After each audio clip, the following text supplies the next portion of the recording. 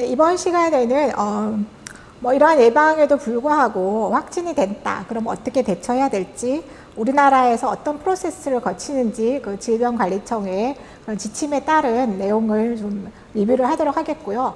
그리고 이제 재외국민의 경우에 코로나에 감염됐을 때 어떻게 대처하는 게 좋은지 약간의 이야기를 말씀드리도록 하겠습니다.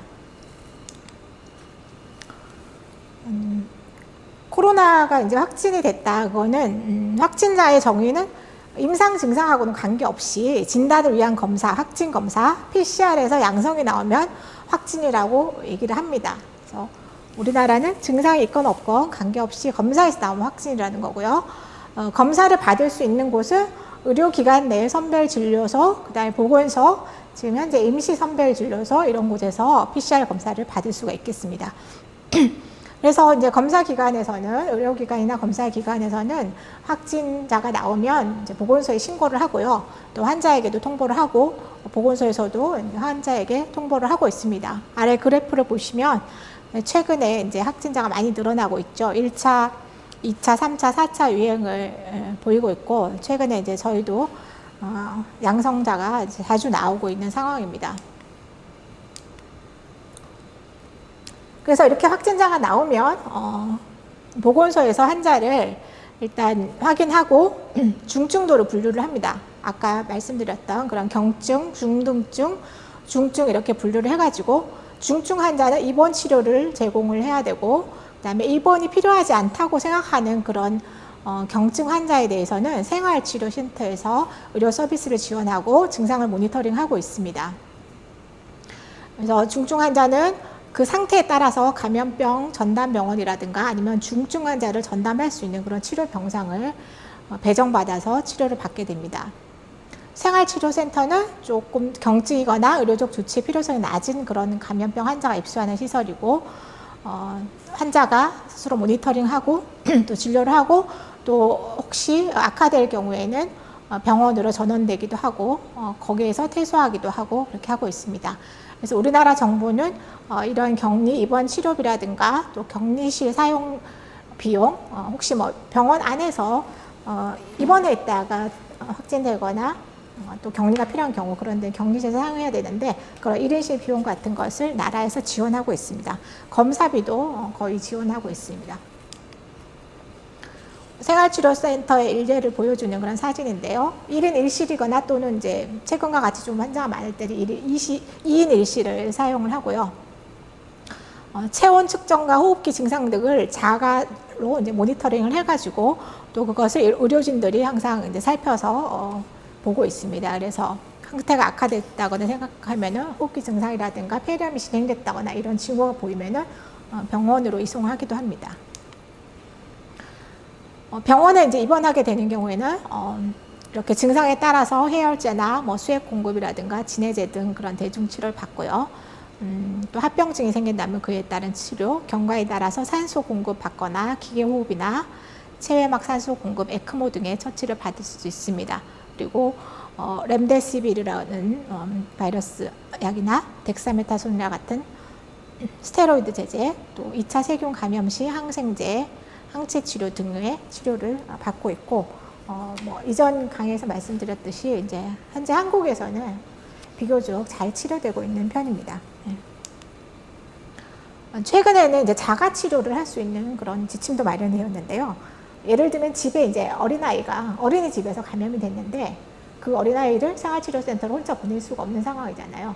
그럴 때 이제 그 아이가 경증이어야 되고 무증상이나 경증이어야 되고 위험군이 아닌 경우에는 만 12세 이하의 아이일 경우에는 집에서 보호자가 데리고 있으면서 계속 그 증상이 생기는지 모니터링 하면서 자가 치료를 받을 수가 있습니다.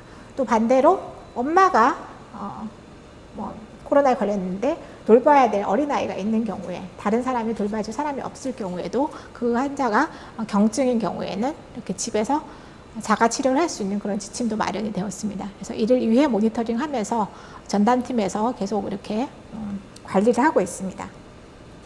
그래서 확진이 되면 이제 확진된 그 사람만의 문제가 아니라 그 사람하고 접촉한 사람을 다 조사를 해야 되죠. 그래서 확진자가 생기면 일단 또 시도 대응팀에서 역학조사관이 그 사람의 그 접촉자를 관리하게 됩니다. 그래서 그 노출 정도를 마스크 착용 여부라든가 뭐 접촉 기간, 장소, 실외냐 실내냐 그런 것을 다 고려해가지고 범위를 설정을 하게 되는데요. 그 밑에 보시면 이제 그 접촉자 범위 예시가 뭐 확진 환자와 1m 거리 내에서 15분 이상 접촉을 했다거나 아니면 이제 신체적 접촉, 뭐 장갑을 끼지 않고 이렇게 만졌다거나 그 다음에 개인 보호구를 하지 않고 병원에서 환자를 이렇게 돌봤다거나 뭐 그리고 또 어떤 거주 국가의 위험 평가에 대신에 그런 접촉 상황이 있을 때 또 그리고 다른 그 상황들을 다 고려해서 이제 방역관이나 역학조사관이 접촉자 범위를 설정을 하게 되고요.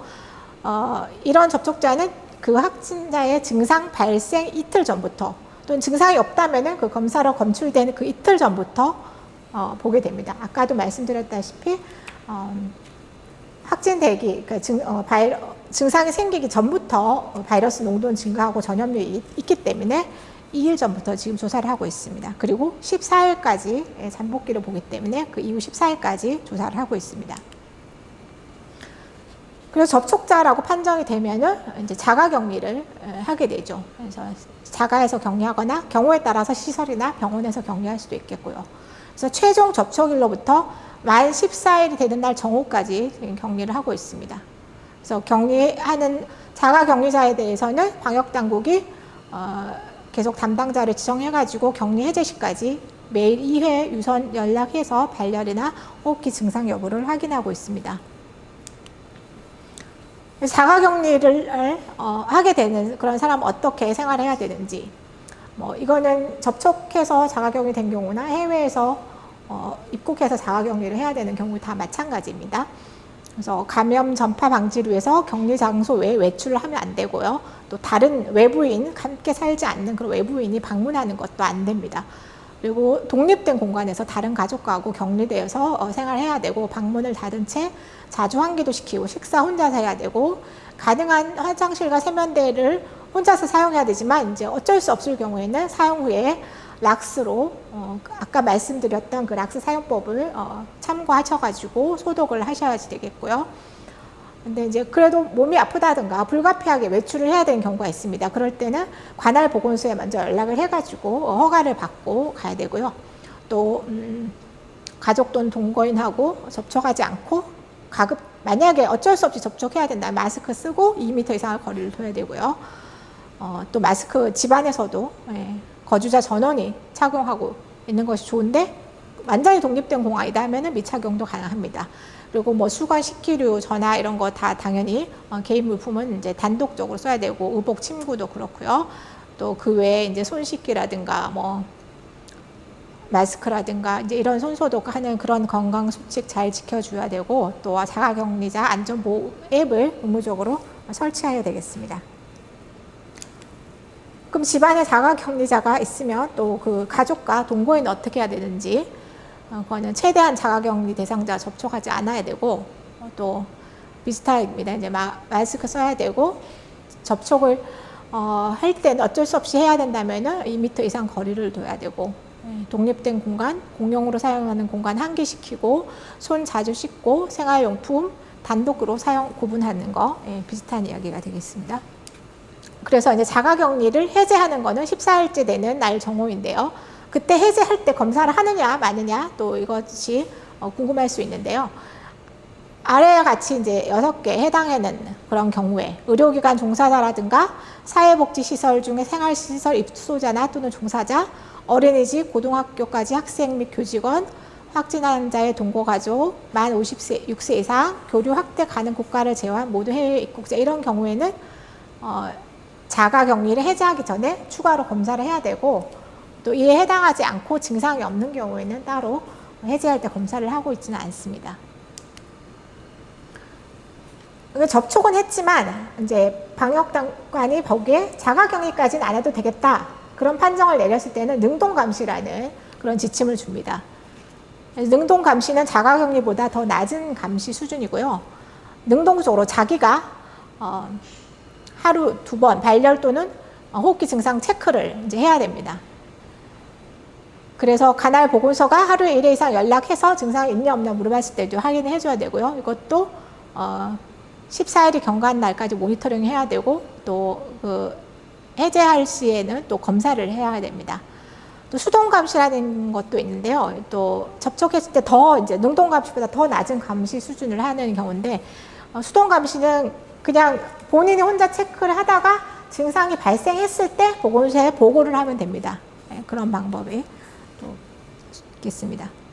다음은 이제 확진된 사람이 언제 해제되느냐, 이제 그 뭐 생활치료센터라든가 병원에서 언제 퇴원을 하느냐, 그런 이야기인데요.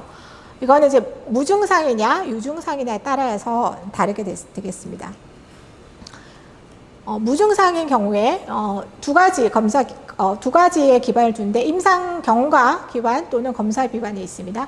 임상 경과가 이제 확진일로부터 10일이 경과됐는데 그동안에 임상 증상이 생기지 않으면은 10일 뒤에 이제 격리 해제가 될 수 있겠고요. 또 검사를 24시간 이상 간격으로 연속 2회 음성이 나왔을 때, 또 증상이 생기지 않았을 때는 해제가 되는데, 최근에는 이렇게 그 해제할 때 이렇게 무증상 환자들을 검사는 거의 하지 않고 있는 걸로 알고 있습니다. 그 다음 유증상인 사람은 증상 발생 후 최소 10일이 경과돼야 되고요. 또한 최소 24시간 동안 해열 치료 없이 발열 없고 임상 증상이 호전되는 추세일 때 PCR로 음성 확인하지 않아도 퇴소를 할 수가 있다는 겁니다. 그리고 좀 더 심한 환자일 경우에 위중증 단계에 해당하거나 해당한 적이 있는 경우는 증상 발생 이후 최소 10일 경과하고 또 최소 48시간 동안 해열 치료 없이 발열이 없고 임상 증상이 호전된 추세를 보여야 됩니다. 그러면은 되고, 또 검사 기반은 위와 마찬가지로 PCR 검사가 24시간 이상 간격으로 연속 2회 음성이 나오고 증상이 해열 치료 없이 발열이 없고 임상 증상이 호전된 추세다 그러면은 이제 격리를 해제할 수 있습니다. 그래서 간혹 보면은 별로 증상이 없는 사람들은 이제 열흘 만에 생활치료센터에서 퇴소를 하게 됩니다. 그런데 그 사람하고 같이 접촉했던 사람은 자가격리 돼가지고 14일 동안 격리를 하는 경우가 있어요. 그래서 그럴 경우에 사실 오히려 확진자가 더 먼저 퇴소를 할 수도 있습니다. 하지만 그 접촉자는 그 잠복기가 있기 때문에 어쩔 수 없이 더 오래 격리를 해야 됩니다. 그래서 이제 초기에만 해도 격리 해제할 때 코로나에 확진됐던 사람들 해제할 때 검사를 이제 많이 했었습니다. 검사로 PCR 검사로 음성이 될 때까지 확인을 했는데 나중에는 이제 그것이 별로 의미가 없다는 것이 이제 밝혀졌습니다.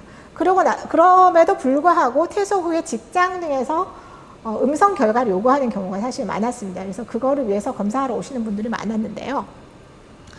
그렇게 격리 해제를 하고 나서도 사실은 그 사멸된 바이러스나 잔여물이 검출될 수 있고요. 아까 PCR 검사에서 말씀드렸듯이 그런 것들은 생명력이 없어서 전염될 수 있는 그런 가능성이 없지만 계속 재검출이 될 수 있습니다. 그리고 또 약간 애매한 미결정 반응도 나올 수 있습니다. 그래서 하여튼 세계보건기구에서 이런 경증 또는 무증상 환자에서 검출된 바이러스가 8일 이상, 우리나라 이제 10일로 기준을 두고 있는데 한 8일 정도 후에 검출된 바이러스는 배양이 안 된다는 그런 연구 결과를 바탕으로 하고, 혹시 양성으로 계속 검출이 된다 해도 전파력은 없거나 극히 낮다고 생각을 하고 있습니다. 그래서 굳이 이렇게 PCR에 음성 결과가 없더라도 뭐 요양병원 입원한다던가 일상생활에 복귀한다던가 직장에 복귀를 할 수가 있습니다. 하지만 그래도 계속적으로 이제 방역 수칙은 잘 지켜줘야 되겠죠. 사실은 뭐 최근에도 직장에서 요구하기 때문에 이제 이렇게 검사를 하시러 오시는 분들도 이제 간혹 계시긴 합니다만은 이렇게 염려할 사항은 아니라는 것을 말씀드리겠습니다. 그 회복 후에 이제 다시 재감염이 되는지 안 되는지에 대해서도 이제 궁금해하실 수 있는데요. 일단 공식적으로는 3개월에는 안 생긴다 이렇게 얘기를 하고 있습니다. 그리고 영국에서 조사한 거에 의하면은 한 0.2% 정도 재감염이 됐는데 평균적으로 한 6개월 이후에 생기더라 이제 그런 조사도 있었고요. 하지만 일단 공식적으로 3개월 이후엔 재감염이 안 된다고 생각하고, 또 그리고 그래도 가능성이 있기 때문에 재감염될 가능성도 있기 때문에 회복 후에 백신을 접종할 것을 권유를 하고 있습니다.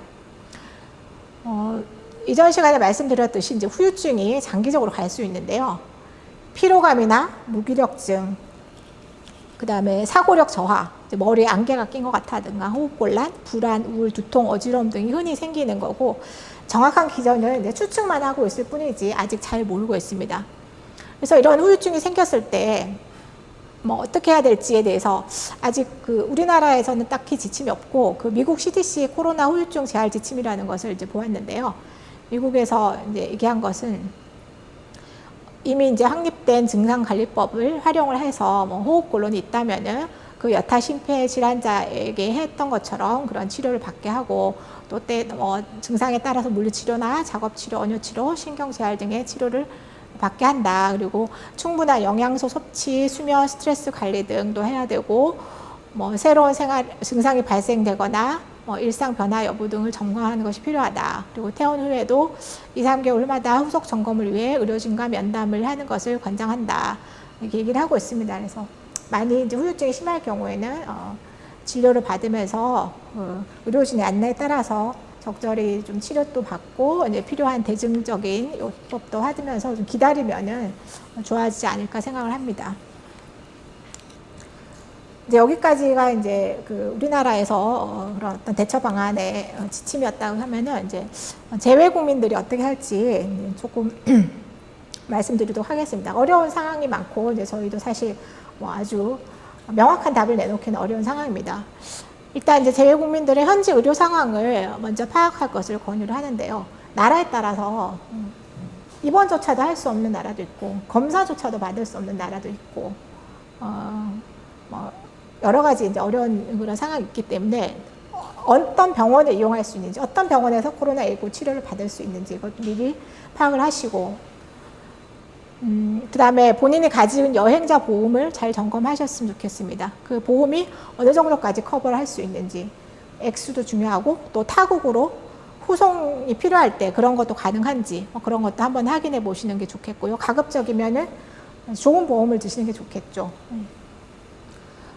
그리고 이제 상담할 수 있는 의료진이 아무래도 외국 의료진하고 상담하는 것보다는 국내 의료진하고 상담하는 게 훨씬 더 소통이 잘 되기 때문에 미리 이제 그런 연락 체계를 확보해 두시는 것도 참 중요하다고 생각합니다. 뭐 우리나라 의료진들은 뭐 얼마든지 열심히 도와주려고 이제 노력을 하고 있으니까요. SNS나 그런 여러 가지 방법으로 지금도 많은 도움을 드리고 있는 걸로 알고 있습니다.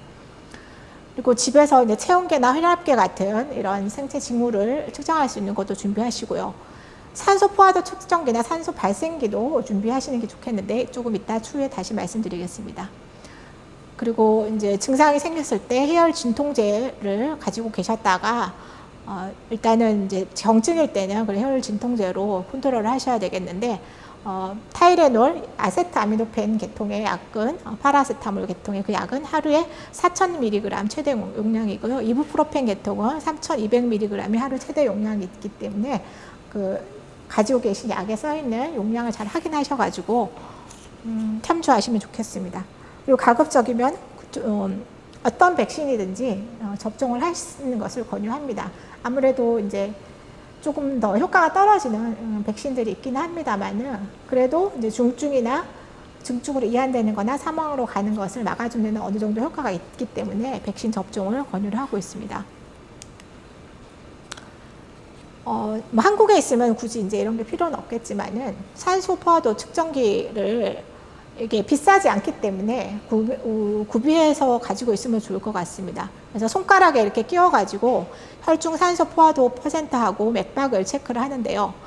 정상치는 95% 이상이 돼야지 이제 산소 포화도 정상치고 맥박수는 한 60에서 100회 정도가 정상입니다. 이전 시간에 말씀드렸듯이 코로나19는 산소 포화도는 실제로 많이 떨어졌는데도 불구하고 환자가 자각하는 그런 호흡 곤란이 경할 수 있기 때문에 이렇게 객관적인 데이터가 필요합니다. 그래서 이걸 가지고 측정을 하는 게 필요하고요. 병원에 가기 어려운 그런 상황에서 있으면 좋겠고요. 하지만 또 이 결과에만 너무 의존하면 안 되고 다른 증상이 있는지도 또 관찰하여서 좀 통합적으로 평가해야 하겠습니다. 뭐 최근에 이제 예를 들면은 제가 상담한 그 재외 국민도 이제 산소 포화도가 너무 이상하게 나온다. 아무 증상은 없는데 산소 포화도가 낮아서 이제 질문이 들어왔었는데 그거는 조금 이제 누웠을 때 앉았을 때 맥박이 좀 잘 안 잡히는 그런 문제가 있었기 때문에 여러 가지 사항을 또 고려해 가지고 이걸 활용을 잘 하시면 좋겠습니다. 그 다음에 이제 병원에 가서 산소 치료를 받을 수 없는 그런 나라들도 많이 있죠. 예. 아주 안타까운 현실인데, 그럴 경우에는 이제 가정에서 이런 산소 발생기를 구비해 갖고 있으면 도움이 됩니다. 지금 이제 재외국민들이 이런 것을 한인회에서 공용으로 이제 구비를 해가지고 필요한 경우에 이제 대여를 한다든가 그런 것들을 지금 하고 있는 걸로 알고 있습니다. 이거는 실내 이제 대기 중에 있는 공기, 그 중에서 이제 질소가 더 많은 부분을 차지하죠. 그리고 산소가 뭐 한 21%, 질소가 78% 있는데, 이걸 이제 물리적으로 질소를 배출하고 산소만 선택적으로 해서 공급하는 방법입니다. 그래서 병원에 입원해서 치료를 받을 수 있으면 더 좋지만, 그럴 수 없는 상황에서 산소 포화도가 떨어져서 산소가 꼭 필요할 경우에는 이걸 갖추고 있으면 이제 도움이 될 거라고 생각을 하고요. 한 300불 전후 그 정도면은 이제 구입할 수 있고, 중국의 이런 인터넷 사이트 같은 데서는 해외 배송이 다 가능한 상황입니다. 이제 그럼에도 불구하고 아주 위중증한 상태가 되고 이제 해외에서 치료를 받을 수 없는 그런 상황일 때 이렇게 에어 앰뷸런스를 이용해 가지고 국내로 후송되기도 합니다. 그래서 에어 앰뷸런스는 이제 여기 안에 의료진이 동반해 가지고 같이 출동하는 그런 항공기인데요.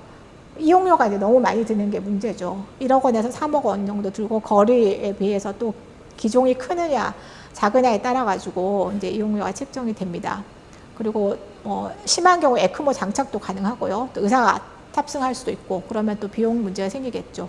또 이런 과정에서 입출국의 허가를 받아야 되고, 필요 서류를 준비해야 되고, 또 이 에어 앰뷸런스가 그 지역에 있지 않고 멀리 있으면 또 오는데 시간 걸리고 하는 것 때문에 좀 이거는 이제 지금 플라잉 닥터스에 제공한 데이터로 3일 정도 소요된다고 써있긴 한데요. 사실은 이제 좀 좀 더 걸리기도 합니다. 그래서 그런 어려움이 있지만, 이제 생명이 소중하기 때문에 이제 고비용을 들여서라도 해외에서 잘 치료받기 어려운 중증 환자들은 이렇게 이용하는 방법도 있다는 것을 말씀드리겠습니다. 그래서 아까 백신에서도 잠시 말씀드렸지만, 한국에서는 접종하지 않지만 해외에서 접종하는 백신에 대해서 잠깐 말씀을 드리면, 시노백이 지금 이제 동남아 쪽에서 많이 맞고 있죠. 그래서 시노백은 불아라 백신이고 18세 이상에서 2, 4주 간격으로 2회 접종을 하고요.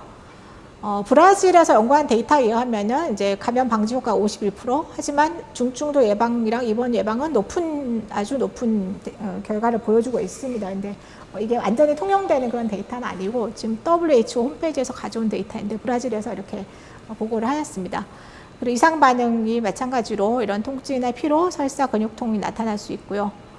좀 화이자나 아스트라제네카에 비해서 열이 나는 경우는 적다고 합니다. 그리고 델타 변이에서 방어력이 어떤지는 사실 데이터가 정확하지 않고, 뭐 중증이나 유증상을 막아준데 그래도 어느 정도 효과가 있다고는 하는데, 또 최근에 인도네시아나 태국의 사태를 보면은 좀 우려가 되기는 합니다. 하지만 그래도 안 맞는 것보다는 이제 맞는 것이 더 그런 막아주는, 그런 중증으로 가는 걸 막아주는 효과가 있는 것으로 알고 있습니다. 그리고 마찬가지 중국에서 만든 시노팜도 있고요. 이거는 중국에서 79% 정도로 얘기를 했고, 변이에 대한 효과는 아직 자료가 없다고 합니다. 그 다음에 러시아에서 만든 스푸트니크는 아직 WHO 승인이 안 됐습니다. 자료가 아직 납득할 만한 자료가 준비가 안 됐는지 그렇고, 이것도 이제 아까 아스트라제네카나 얀센 같은 바이러스 벡터 백신인데, 그런 바이러스 벡터 백신에서 나타날 수 있는 혈소판 감소성 혈전증이 없다고 러시아에서는 이제 얘기를 하고 있습니다. 이제 기타 이제 해외 입국자 유의 사항을 잠시 말씀드리면, 한국 입국할 때 이제 PCR 음성 결과가 필요하죠. 비행기를 타기 전에 이제 준비를 하셔야 되고, 출발일 기준 24시간 이내 발급된 서류입니다. 그 서류를 가지고 오셔서 한국에서 다시 1일 이내로 검사를 받으셔야 됩니다. 출발 전에 이때 검사한 것이 그때가 잠복기였다면은 음성이 나올 수 있기 때문에 한국에 와서 입국해서 검사해서 양성이 또 나올 수가 있습니다. 그래서 반드시 입국하셔서도 또 방역 당국의 지시에 따라서 검사를 하셔야 되고요. 또 나라에 따라서 격리 해제 전에 검사를 또 추가로 해야 되는 데가 있고 아닌 데가 있습니다. 이거는 그때그때 좀 상황이 바뀌기 때문에 방역당국의 지시를 따르면 되겠고요. 최근에는 이제 해외에서 예방접종을 완료한 사람들한테서 이제 격리 면제가 되고 있죠. 그래서 일단은 변이 미발생 국가여야 됩니다. 그래서 변이 발생국들을 이제 참고를 하시고요.